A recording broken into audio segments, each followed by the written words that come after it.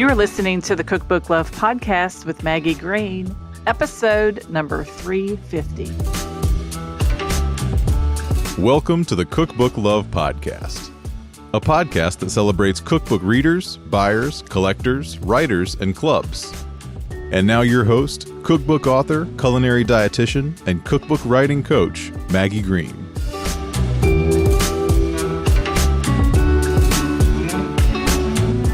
Hi, everybody. Welcome back to another episode of the Cookbook Love Podcast. How's everybody doing today? We are rolling along here in the month of March, here in the U.S., headed into Memorial Day weekend. We will be celebrating one of my nephew's graduations from high school with our family and his friends, and that will be a lot of fun over the weekend. And then, of course, we won't have the holiday on Monday because of Memorial Day. So it makes me think of hot weather, summertime, unofficial start to summer, and our interview today is a perfect topic that relates to that. But before we get started and dive into the interview, I want to let you know that next week on Wednesday, May the 28th, I am hosting a workshop called Build Your Author Platform.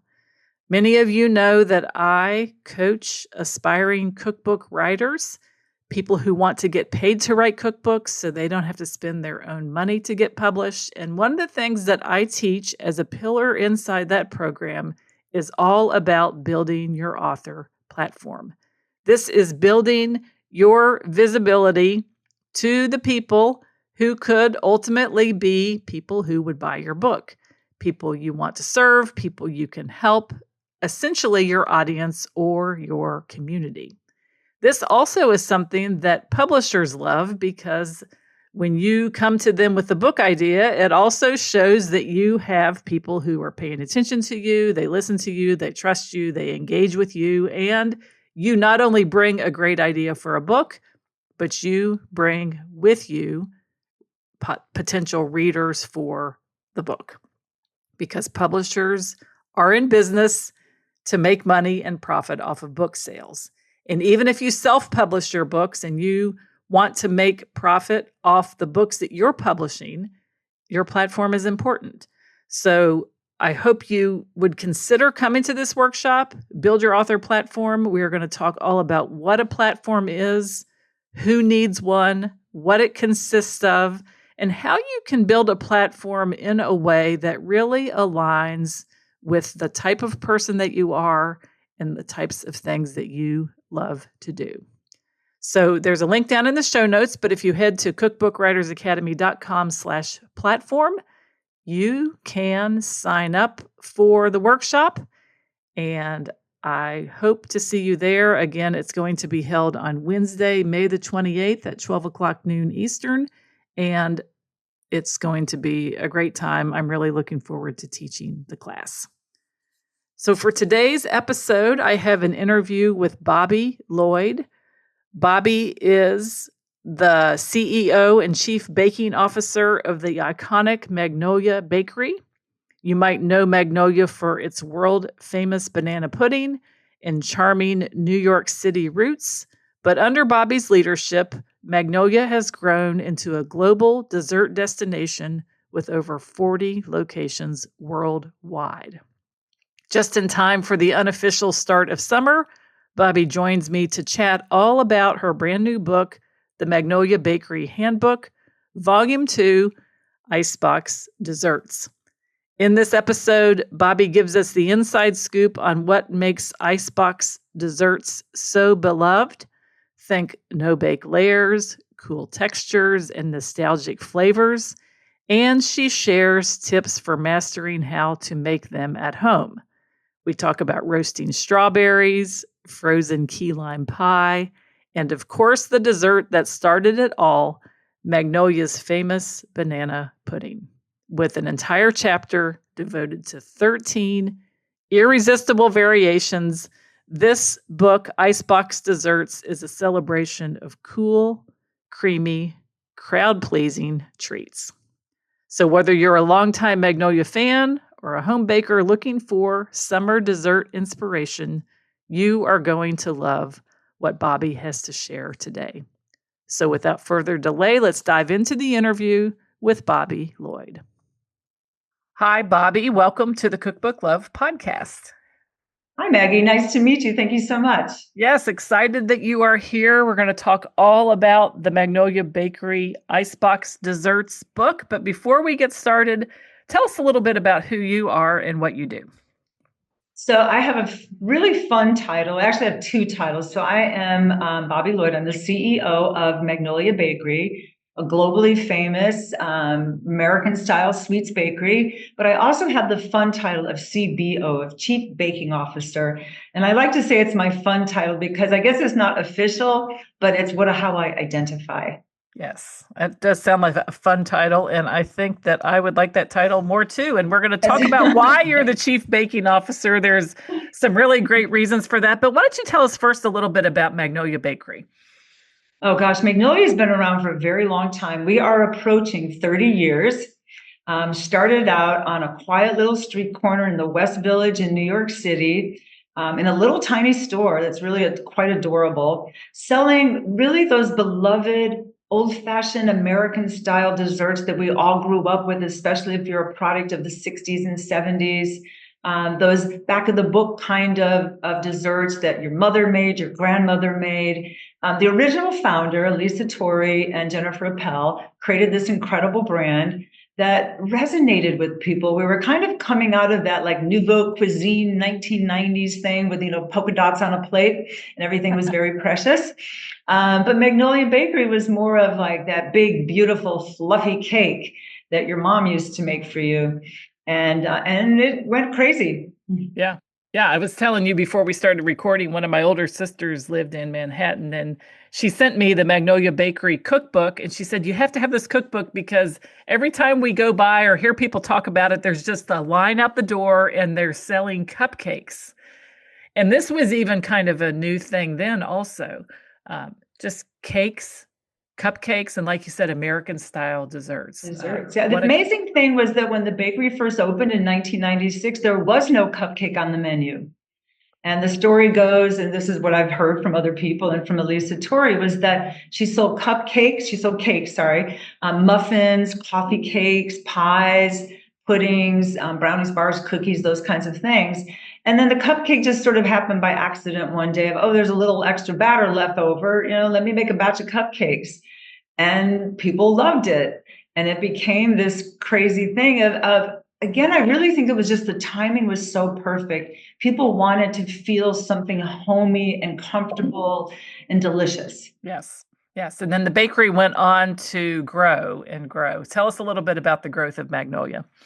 So the global fame started with a Sex and the City episode in 2001, where Miranda and Carrie sat on a little bench that was a prop outside of Magnolia Bakery eating a vanilla cupcake with pink buttercream. And as Sex and the City continued to launch around the world, because, we showed it in the US and it shows in other countries 2 or 3 years later, it continues to this day. We're almost 25 years later. People still talk about that episode on Sex and the City.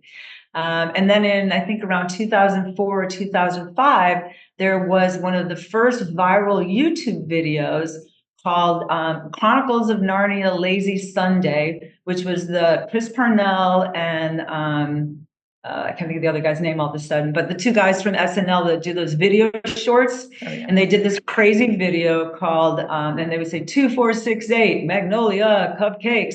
Suddenly, cupcakes became okay for guys to eat. And the lines had already started around the block and around the corner. And then in 2006, there's one location. My prior partner bought the bakery from the original owner, and I came on board. We had been partners in another business, and we had plans to do not global expansion, but expansion. Yeah. We thought we'd have 10 bakeries, around the New York area. And here we are now in 2025. We have 45 plus bakeries globally and growing. Wow. Wow. Where's your most popular spot? I mean, which one is like, did you land in a city and it just like went crazy? And India. India. India, Neat. of all places, That's right? neat. India. So we opened our first locations in India in 2019. By 2030, India will have over 40 locations.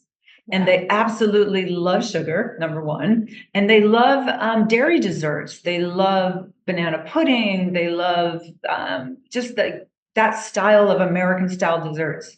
Nice. It's wonderful. And here we are today now talking about books that are items that are sold in your bakery, correct? Oh, yes. Yes. And so let's talk a little bit about that for a minute, because I run across people that hold recipes so close to their chest, they feel like they're the secret of the universe, that if I ever publish these recipes, no one would ever come to my bakery. So, that's a really good, I do hear that question frequently about why would you give up your banana pudding recipe? And the one thing I tell people is it's not exactly like the bakery. And there's only one reason for that. It has to do with how you, the consumer, buy a product in the grocery store. So we make our pudding in really big batches. Yeah. But when you're buying from the grocery store, you're buying one box of Jell-O pudding, you're buying one can of sweetened condensed milk, and one bag or box of vanilla wafers. So I have to make the ratio of those ingredients work for the home cook. To make it be more like Magnolia, the way we make it, you'd probably have to buy a box and a half of vanilla wafers and use, 3/4 of the Jell-O. So it's slightly different. I've had people say to me, like, it's not exactly like you make it in the bakery. I'm like, yeah, I know. Yeah. But you have to think about those kinds of practical things for people baking, because who wants to use 3/4 of a box of Jell-O pudding? Exactly. Or buy a box of vanilla wafers and then say you need another box, but you only need 10 of the vanilla wafers out of that box to get the same amount. Yeah. So I think that's good. And then what about not just the perspective of that, but even just letting people see your recipes and see the list of ingredients and see what's in it, and taking the risk that they maybe wouldn't shop at your bakery if they made it at home. What are your thoughts about that? They still come to the bakery. Yeah. I think that I've had my own friends tell me or send me pictures of when they attempt to make something. And I ask people to tag me. If you make something, tag it and let me see what you've done. I want to see how you made it. Or one of the things I talk about in my most recent book, the Icebox Desserts, is how to learn the process so you can make these recipes your own. Add your ingredient to it, add a different cookie, change it up a little bit, because I'm really curious to see how other people create. Yeah. I think that's a lot more fun. Yeah, I think you're right about that. And I think that it's also possible that these books are a marketing tool for your business, exposing people to the bakery, and maybe they have never heard of it before. Absolutely. This morning, I had a girlfriend reach out to me last night by text and asked me to sign 7 books for her today because she's going to give them away for Mother's Day. Oh. And I thought that was really sweet. It is sweet. So I popped into the bakery first thing in the morning. She's going to swing by today and pick them up. Yep. But it's to her most beloved family members that she's going to share a copy of this book. Yeah, that's wonderful. And I think that it's a beautiful time of year to be sharing cookbooks with people. Of course, the connections with moms and grandmoms and people cooking. I just hear endless stories about that. And these kinds of desserts really harken back to, like you said, the American home style desserts. So Icebox Desserts might be something that we want to discuss a little bit before we dive into what's actually in the book. So tell us a little bit about what Icebox Desserts are. In America, I think most people get the idea of an icebox dessert. Icebox is the old fashioned, literally you'd get a block of ice delivered to your home and you'd stick it in the box. My grandmother both of my grandmothers had ice boxes before they had full electricity and electrical refrigerators running in their kitchens. I live in a pre-war apartment in New York City. In my kitchen that has not been fully renovated, there's this little metal grate down near the floor. And I asked the broker when he showed me the apartment, what is that? He said, that's where they kept the ice block.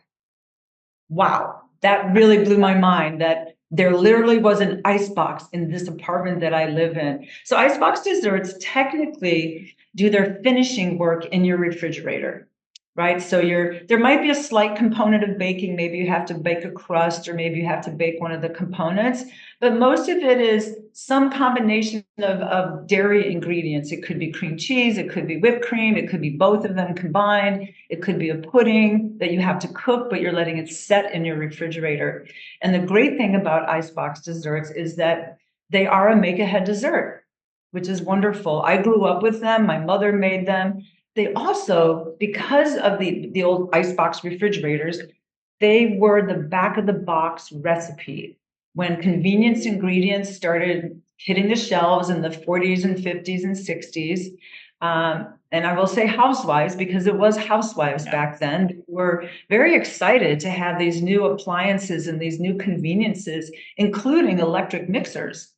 So I have a huge collection of old-fashioned egg beater mixers because they're really quite beautiful. They have bakelite handles and they're just gorgeous. But wow, when the electric countertop stand mixer became a home staple, it really changed the way you bake. It simplified the process because now you're kind of hands-free. So that's what a lot of these icebox are reminiscent of, either the back of the box recipe or the little booklet that you got with a piece of equipment. You bought a new mixer, you got a little booklet. You still get them today. A lot of times they have a QR code and you have to look it up online. But sometimes your box, when you buy a new mixer, it's got a pamphlet in there with recipes. Yeah, amazing. Yeah, and I think you're right. When I think about these types of recipes, I can totally see them on the back of a box of something that we would buy. So let's talk a little bit about ingredients for Icebox Desserts. If there's anything out of the ordinary that someone who's using this book might need to think about, or what categories of ingredients should they really start to imagine that they would be using? Typically, in most of these chapters, it starts with icebox cakes, icebox bars, cheesecakes, puddings. You're going to use a lot of heavy cream, number one. So I always tell people, make sure you are buying heavy cream, not half and half, because it will never, ever whip. That people have done that. Like, my heavy cream, my cream's not mixing. What am I doing wrong? And it's like, tell me what the package says. It says half and half. I wanted to save calories. Like, no, it's not going to work. Whipping cream is also somewhat different. Heavy cream has a higher fat content and it whips to a lovely, fluffy volume. That's absolutely, buy a good quality one when you want to do these desserts. The other one is cream cheese. And I am very particular about the brand of cream cheese. I think it's super important to use Philadelphia brand full fat cream cheese. Again, these are not diet desserts, so don't skimp on calories or fat. There are other brands out there and they will certainly work, but the Philly brand is it's so consistent. It's such a beautiful creamy texture, and that it will whip up into a creamy texture. Sometimes you'll see a cream cheese that when you start to mix it, it almost gets gummy. It's got a lot of, I think it's called rennet or something. It's got this ingredient in it to help it become cream cheese, and it's gooey. It kind of stretches. I don't like that cream cheese. Yeah. And I think it's a lot of people, when they write cookbooks, they'll say, should I use brand names? And I said, well, it depends. If you find one that you know works all the time, and you, as the person who developed the recipes, always use that, and there's a reason why, I think it's perfectly makes sense. And that people should know, well, two things: that your recipes are going to work best with the Philadelphia brand, and that you found it to be the most consistent quality across the board. Yeah, like, I'm a big fan of peanut butter desserts. I love peanut butter icebox desserts, and I highly recommend Skippy brand. It's a grocery store shelf brand. I'd also say do not use the fancy ones where the oil separates. Do not use grocery store make your own peanut butter. You need that emulsion factor that's in the Skippy. You can use Peter Pan too, but there's a couple that they're already emulsified and they will hold together, and they're super creamy already. So you're already making an indulgent dessert. So live dangerously. Get the Skippy. All right. What else in terms of ingredients should people maybe think about? So a couple of things, good quality vanilla, because you're not baking these desserts. So anything that calls for a vanilla, don't use an artificial vanilla. Use the real thing. Get a good quality. Brand name doesn't matter so much, just good quality. Good quality is going to also equate to expensive. but it is worth it. You're only using a teaspoon or so. It's not much, but you're going to taste that vanilla very directly. Mm-hmm. Yeah. What about something that sometimes confuses people? Talk to us a little bit about milk that comes in a can. Evaporated milk versus sweetened condensed, because I know that you use the sweetened condensed a lot in your book. So yes, lots of sweetened condensed milk because it's one of the main ingredients in the banana pudding. Sweetened condensed milk is exactly what it sounds like. It's got sugar added to it and it's condensed, which means it's cooked. You can actually make your own sweetened condensed milk if you wanted to venture into that. And we have a franchisee in Turkey that sweetened condensed milk was not an ingredient that was readily available. So they actually found a local manufacturer who makes the sweetened condensed milk for them in large 5-gallon buckets. So it's very thick, it's very viscous. Texture matters, and evaporated milk is very liquid. That you would never substitute the two, ever. Yeah. They're completely different products. That's right. So sweetened condensed milk is in some countries they put it in coffee. I think Cuban coffee is made with sweetened condensed milk. Is that right? I think and maybe Filipino coffee, I think, is also sweet, and maybe Turkish coffee. Isn't that something? It has like a sweetness to it. Yeah, yeah.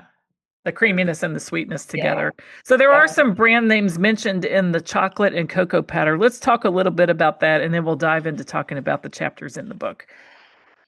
So the thing with chocolate. Yeah. Chocolate matters. It really does matter. There's two reasons for it. One is fat content, especially in cocoa. If you ever were to open a can of a Hershey's chocolate and like a or Hershey's cocoa and a Guittard cocoa, or something that's that 22 to 24% cocoa, just the color alone will tell you, the smell alone will tell you. Hershey's also does make a darker cocoa that you could use, but it really does matter.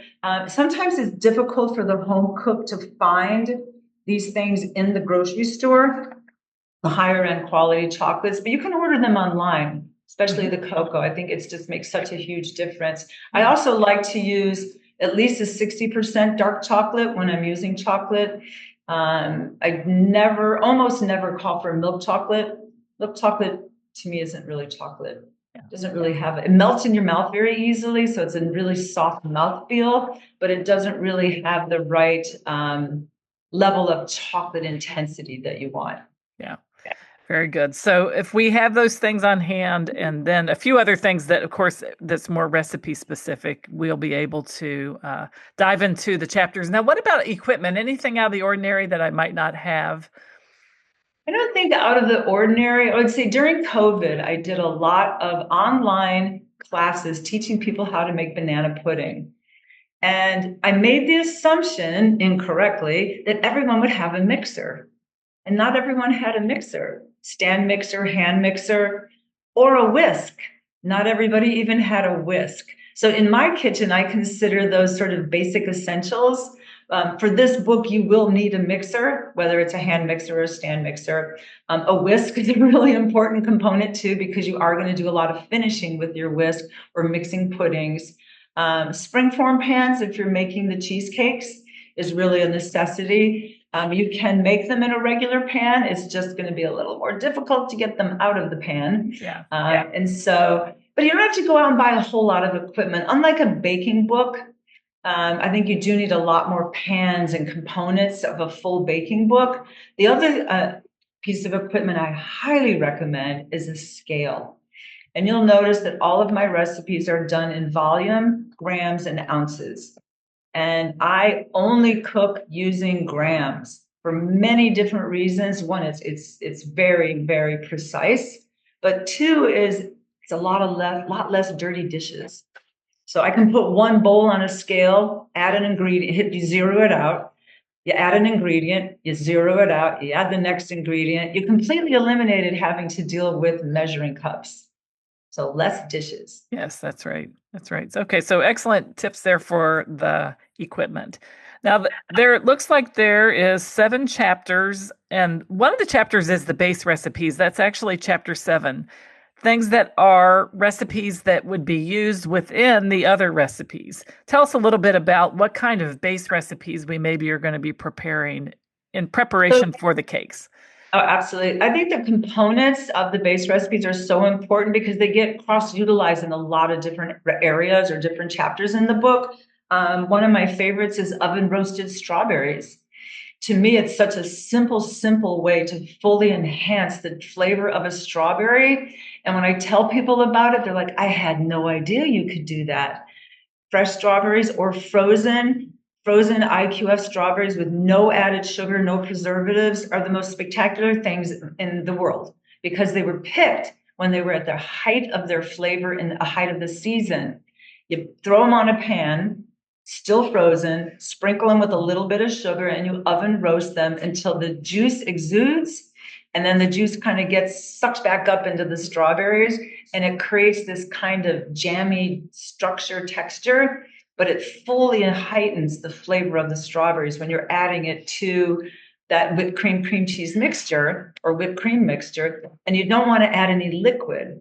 I don't want to add liquid to a whipped cream because it'll make it soupy. I want it to be thick, but I don't want it to be sweet. Right. So that's one of my favorite base recipes. And then the others are crusts, sauces like homemade caramel sauce. But I also give people the option in the book, like you don't have to make homemade caramel sauce if you don't want to. You can buy something in the grocery store. You don't have to make a fudge sauce. You can buy it in the grocery store. And that would be a sauce that's actually like drizzled over the top of the dessert. Yeah. Most of the time, yeah. Yeah. No, I can see how that might be something that if people didn't want to make it or they were taking it to a party, they could buy a jar of it and just carry it along, and it would work out fine. Okay, so you've talked about like what icebox cakes are, but we have cakes, pies, cheesecakes, icebox bars, and then we're going to talk about the puddings separately. What should I be thinking about, like just like visualizing or thinking about when I try to decide whether I should make a cake or a pie or a cheesecake or a bar? Is there certain occasions that one might be more appropriate than the other, or decisions about, how they're served or what I might think about? And maybe we'll talk about some of the recipes in the chapters. Oh, great. Yeah, I'm a huge cheesecake fan. When I was a young teenager, late teenager, I thought I was going to make my future fortune selling cheesecakes. The cheesecakes are big. People are intimidated a lot of times by a cheesecake. They are not hard to make, not at all. They're a custard. You let your mixer do the mixing, especially if you have a stand mixer. There's really not much you have to do. Just throw all the ingredients in and put it in a pan. But it is a custard, so low and slow. Let your oven do the work. Let it cook it for the appropriate amount of time, 70 to 90 minutes. It takes a long time in the oven, and you can't serve it until the next day. You need to let it cool in the pan overnight. And so that's kind of a timing thing, and it serves a lot of people. So if you were just making, a cheesecake for home, it'll probably be in your home for a week or so. But I really love icebox cakes. Icebox cakes are mostly just a combination of whipped cream and a cookie. You can flavor your whipped cream. You can buy different types of cookies. You assemble them. You let it sit for a short period of time, about 4 to 6 hours, and you have cake. It really ends up the texture like a cake. The cookies absorb the cream and they become one. So I'm a huge fan of them. I've taught many a friend how to make them who says, I don't know how to bake. You don't need any special tools other than a mixer or a whisk.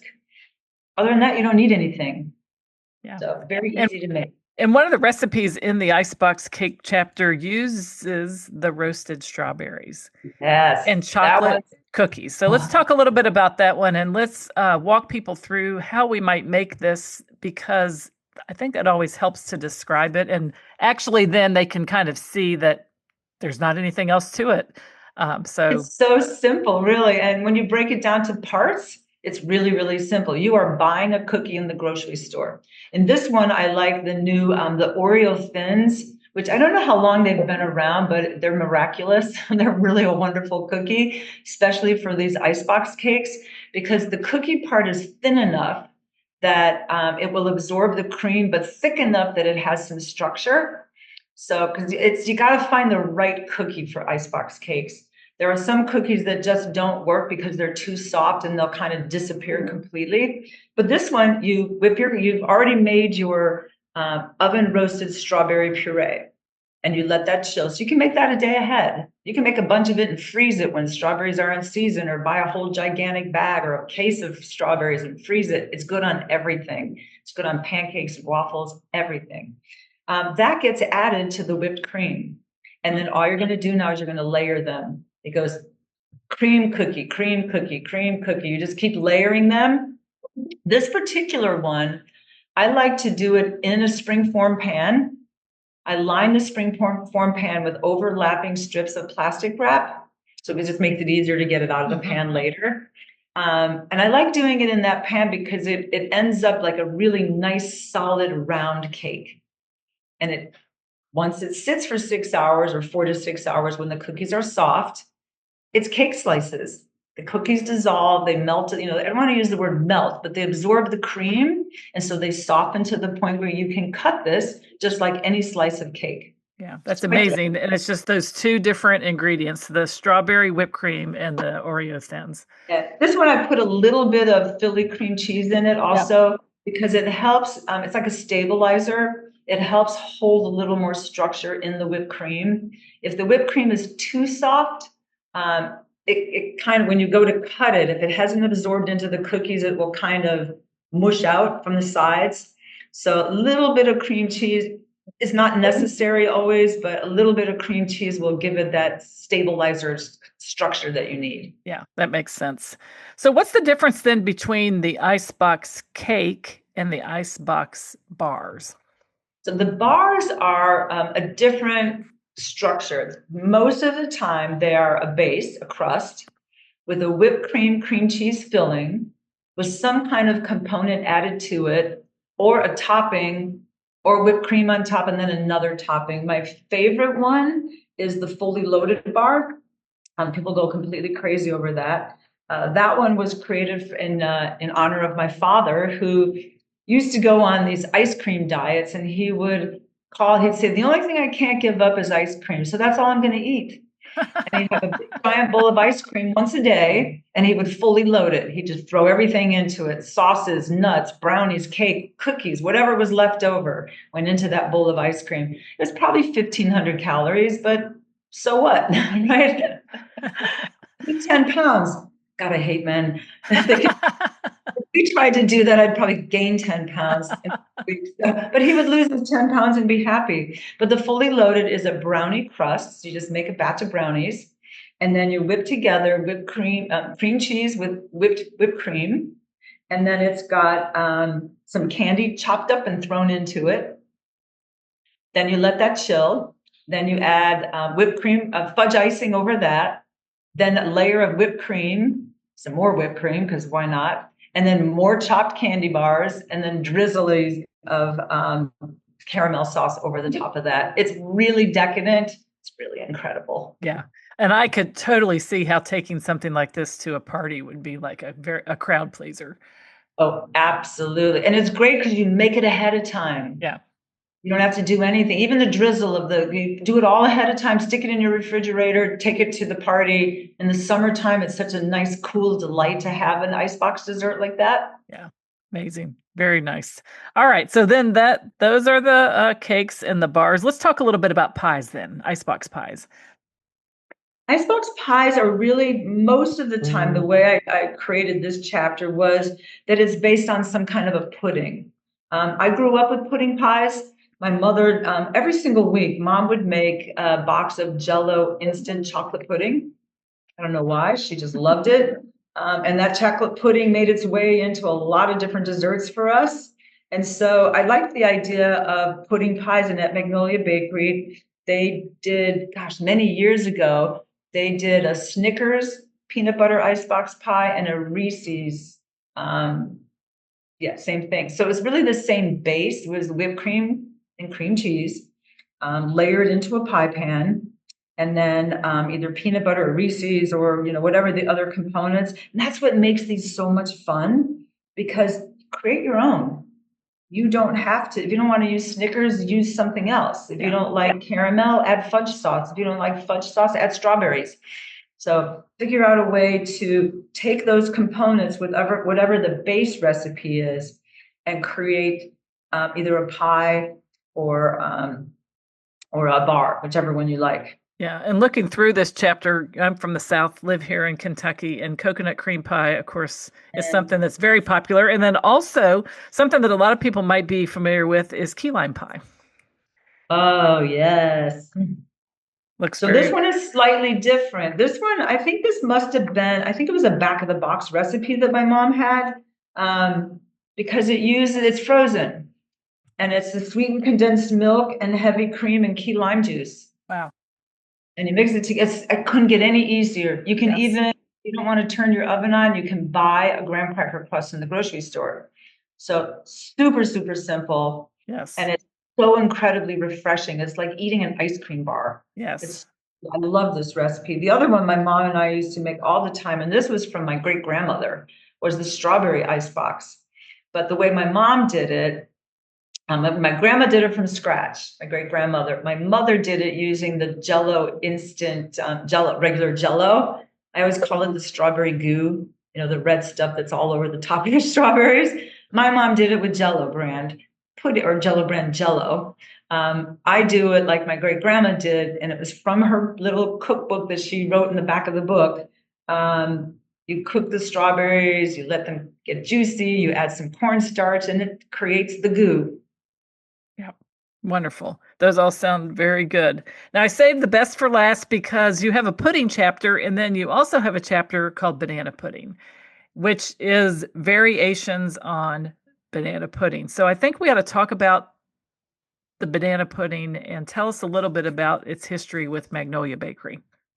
So, one thing I find so interesting about banana pudding is, number one, we did not create it. It's existed for probably 100 years. Nobody has been able to tell me the true origins of banana pudding.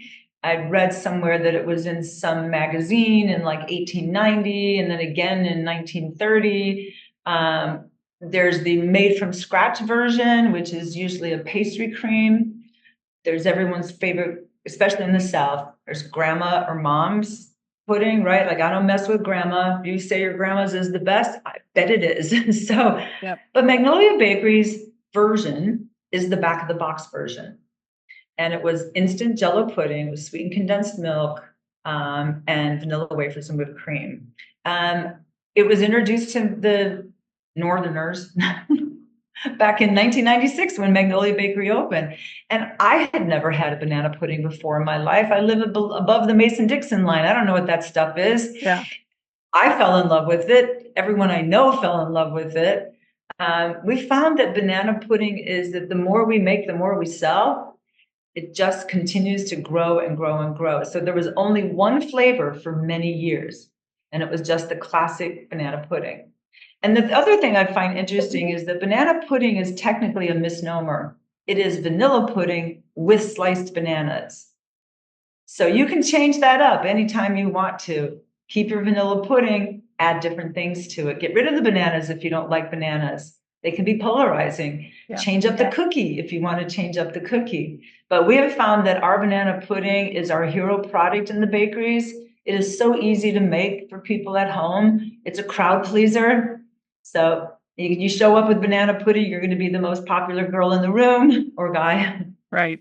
Right. And there's, I think, 12 or 13 variations of banana pudding: a banana crisp pudding, strawberry shortcake banana pudding, carrot cake banana pudding, gone bananas banana pudding, a cold brew banana pudding. So what was it like to put a chapter together of the same thing, but just variations of that product? These are all recipe, right? Flavors that we offer in the bakery. Yeah. So we introduced our second flavor in 2016. So the 20-year anniversary, I think it was. And that was chocolate banana pudding. And then the next one was banana pudding. And so I just continue to add more and more. I like texture in my pudding. So I started adding things like mini chocolate chips and the crisp topping and other things that would give it some texture in the flavor of the pudding. I started changing there's also water in the base. And so I started changing up the water in the base to things like cold brew or even espresso, cold espresso, or orange juice, which I did. And we've done that internationally as well. We did an orange, kind of like an orange, what are the frozen popsicles Like called? a creamsicle. Creamsicle, yeah. We did a creamsicle version of banana pudding. I thought it was really good. But I love all of those inclusions, the roasted strawberries. And then we started doing cakes as layered into it. With cake, it's more like a trifle because the cake doesn't actually absorb the pudding. It sits between the layers.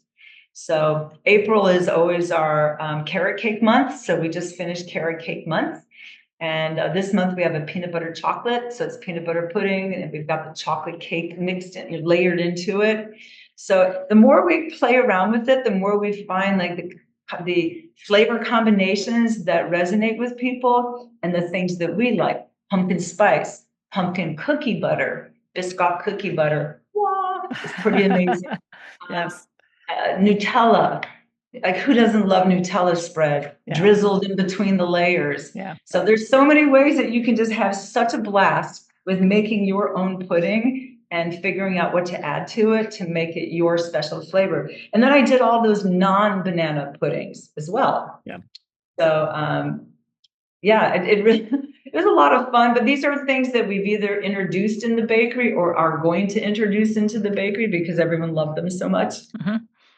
And I see that there's really 3 different ways that you show that people can make and serve these. You have some of them made in a long, like 13 by 9 pan.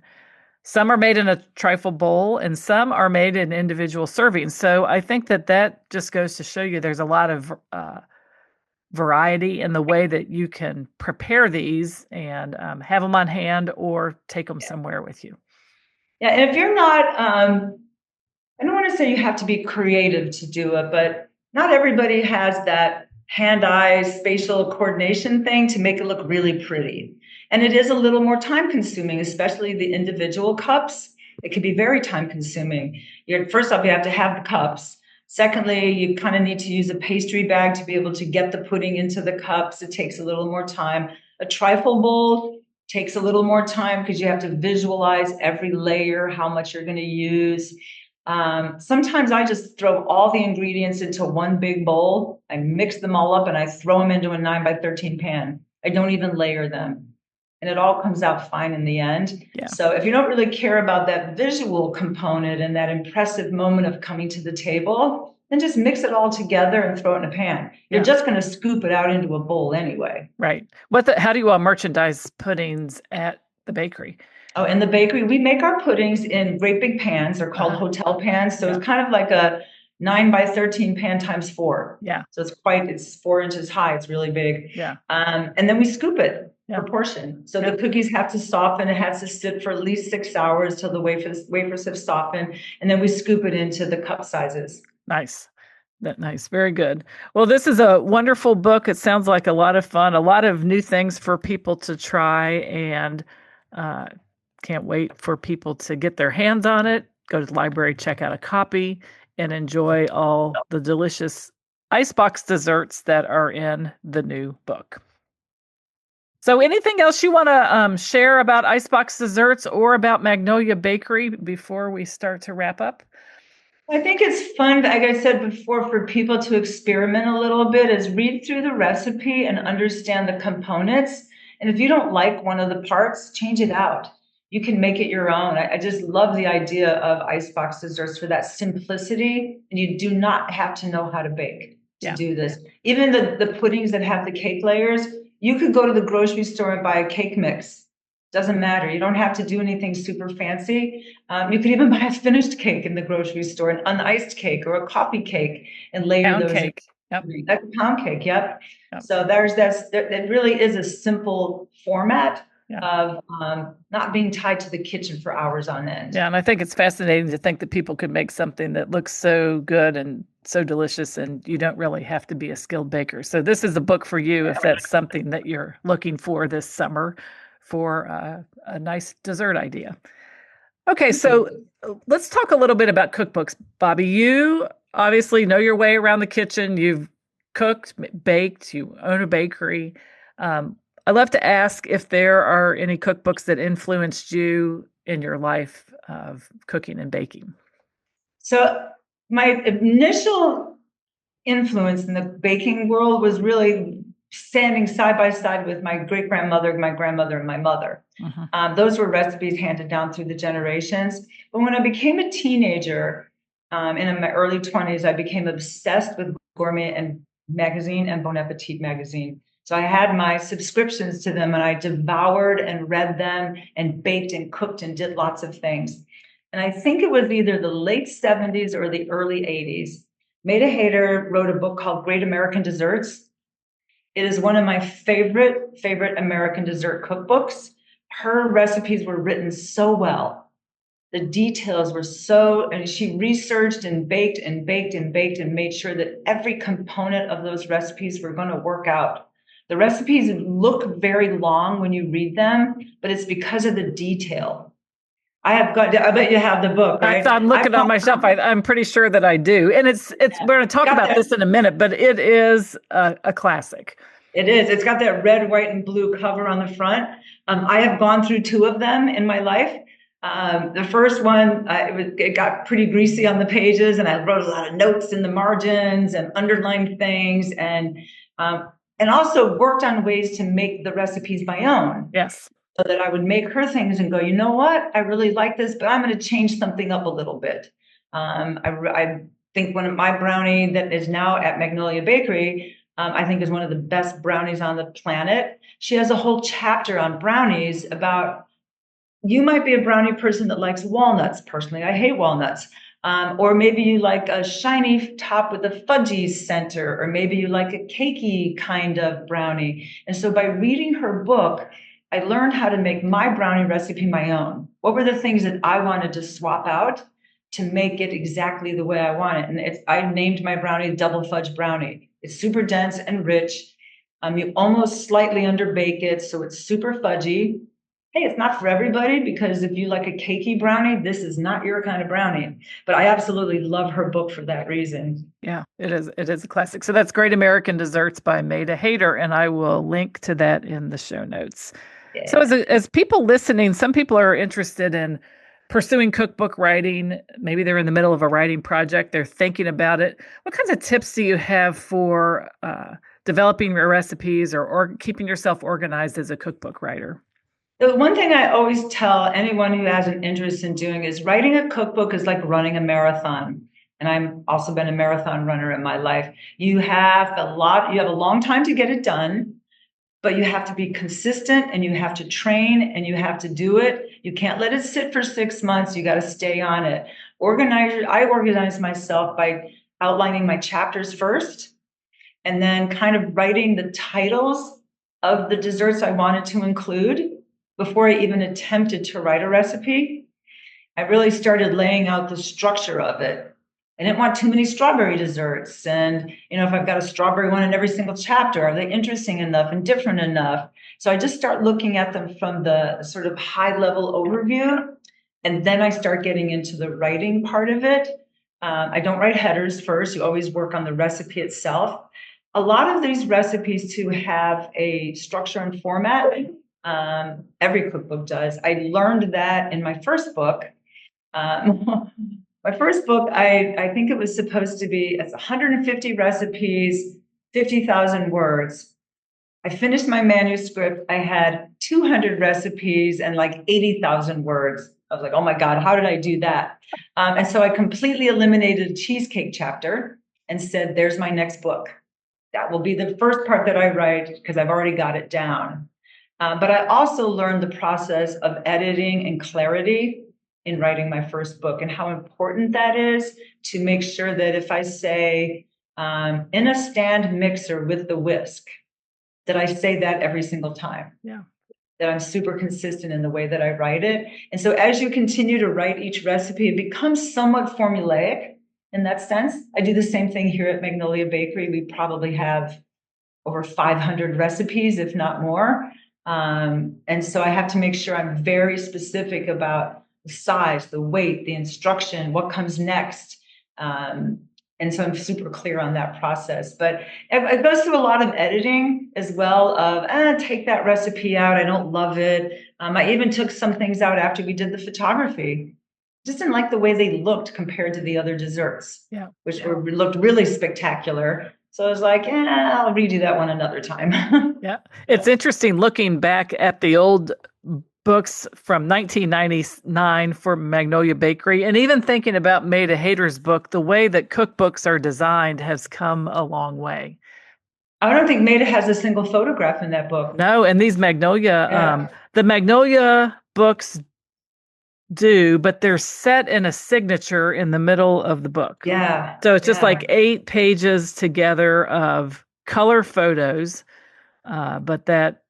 and then it tells you what page things are on, but not on the individual pages. There is colored details, like the recipe headings are in green. So it's green and black for one, and then this other one looks like it's pink or red. Yeah, I mean, this book, the Icebox Desserts, was required by the publisher that every recipe has an image for a finished product. And I think it was a total of 150 images. I forget the exact number, but it's also process. If there's a process that's kind of difficult or not really clear in the way you're describing it, it's to add in those process images, and to really think through, like, how does someone else read this? But I also send out, in the first book, I hired people to help me do some recipe testing after I did the first round. In the second book, I put an Excel spreadsheet together of the recipes that I wanted a home baker to test. And I reached out to my friends. I said, who wants to test some recipes? And send it out to the world. I said, 1, 2, you pick how many you want to do, and I'll send you the recipes, and please give me critical feedback. And so I got, most of it was fine. I think one recipe, I got the feedback that it didn't set up enough. Yeah. And so that was one that I added additional cream cheese to it to give it that stability. Yeah. But I think that's a hugely important step. And for something like this too, with whipped cream and cream cheese, and it does need to set up and you do need to be able to cut it. I can see how having someone test it in their home kitchen in a different environment is hugely valuable. Yeah, and even the ingredients you purchase. So I have a super fan that's from Australia that during the pandemic, she made every single recipe in the book. And I'm not 100% sure how she got the book to begin with because she was in Australia, but someone sent it to her and she kept DMing me or tagging me and sending images. And I was like, wait, who is this person? And she literally made every single recipe. So for this book, I reached out to her and said, would you like to be a recipe tester? And she was like, yes, I would love it. I would love it. Yeah. So it was really great to get her feedback too. She also told me she wasn't a huge fan of cheesecakes. And for that reason, she actually wanted to make cheesecake because she'd never made them herself. So it was like, great. Love to hear your feedback. Yeah, that's great. And that's one of the, side benefits of doing this kind of work is the community that is built around the book and through the testing process and the people that you meet. Yes. And yes. Yeah, so wonderful that you have a super fan. They're always fun to interact with. And, you just never know where people are. And like this show today, we never really know who's listening, what's going to touch them. But I know for sure that we've introduced them to a topic, Icebox Desserts, that maybe they haven't heard a ton about. And this is a beautiful book and certainly the book to get if you want to master this kind of baking. I love what you just said about community. Back in the olden days, like my mother, my grandmother, I come from the Midwest, small town. Churches and communities of women in the churches always did their church book. Yeah. Every year, there'd be a little booklet that they put out. So you fast forward to 2024, I have a house upstate New York, and we live in a hamlet, and the church in the hamlet is actually a community center. And someone found an old church cookbook from years ago down in the basement somewhere, and they made copies of it and sold them. And I looked at all the women in this group and I said, oh my gosh, what would be so fun for us to do is to do a potluck dinner where we make the recipes from this book and do a little fundraiser. Wouldn't that just be, and we all agreed, yes, it would be. We're going to try to do it this fall. That sounds wonderful. because it's community. It's about like sharing of food. It's the gift that we give to other people. Yeah. And And it's about, and then to take that one step further, it's sharing the recipe of your favorite dish. Just like this cookbook, sharing your recipes from Magnolia Bakery in a home-sized portion where people can make them at home. But I think sharing recipes is a gift, and it's not they're meant to be shared. And I encourage anyone that's listening, if you own a bakery or a restaurant or a family market, don't be afraid to share your recipes because, like you said, you need to make them in a portion that we can reproduce it at home. But it's a great marketing tool for your establishment.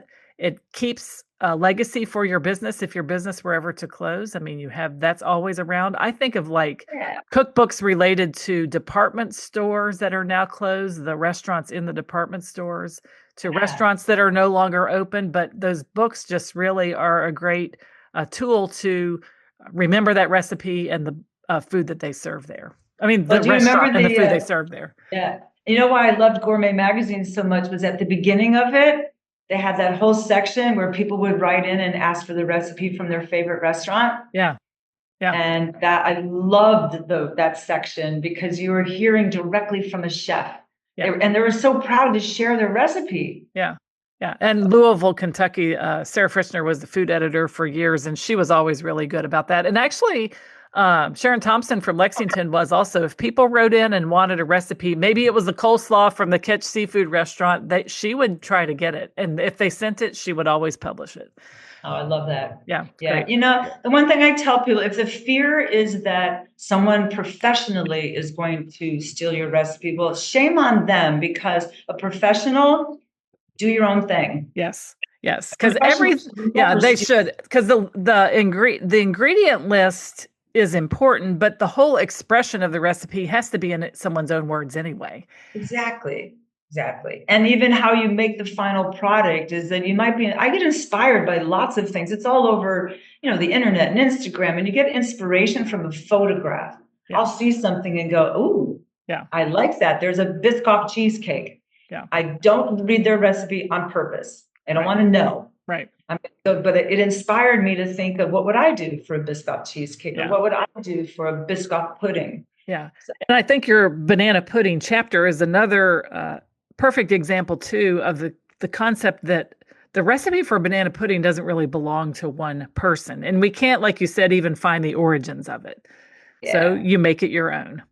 Yeah. Nobody really knows. Like I had an interesting experience at a school fundraiser. You know how you do these potlucks and people buy a ticket to come in for the school PTA fundraiser.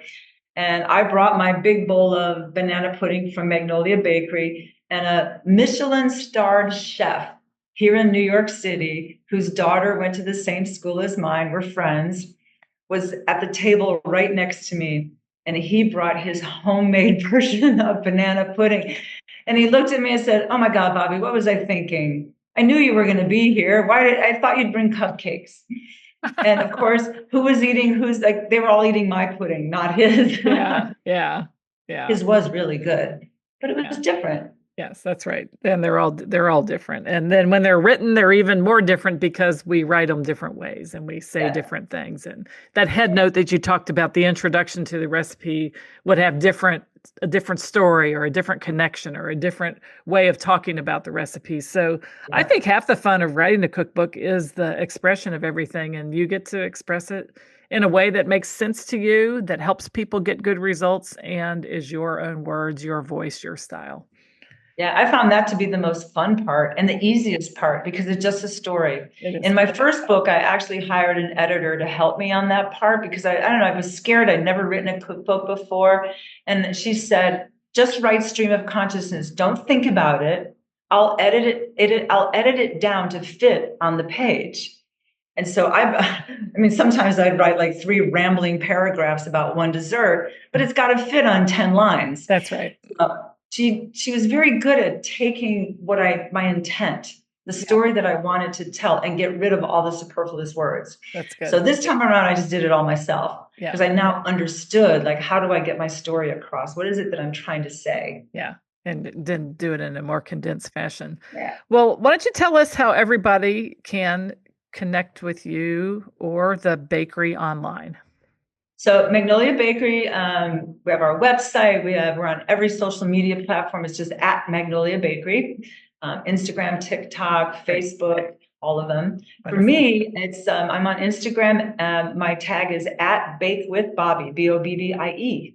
Okay. And I love it when people share images with me. You can DM me if you want to ask a question about a recipe. Of course, I'm on LinkedIn as Bobbie Lloyd, Lloyd. But probably Instagram DMing is a great way to find me as well, because I can answer questions if you have any. Yeah, wonderful. So thank you for that. And if people do want to tag Bobbie, she's always open to hearing from you. So thank you so much, Bobbie, for coming on the show. It's been wonderful to talk about the book, the Magnolia Bakery Icebox Desserts. Wish you nothing but the best and hope that everyone's inspired with some summer ideas for some delicious icebox desserts. Thank you, Maggie. It's really fun. Hey, it's summertime. You don't have to turn the oven on. Get out there and bake in your refrigerator. Yes, exactly. Thanks so much. My pleasure. Thank you so much. Thank you so much for joining us today for this episode of the Cookbook Love Podcast. Again, all the links can be found in the show notes at www.cookbooklove.co. And if you are interested in writing a cookbook of your own, please check out the free cookbook writing masterclass called How to Get Paid to Write a Cookbook. It is designed specifically for food or nutrition experts, and you can check that out at www.cookbookwritersacademy.com/free.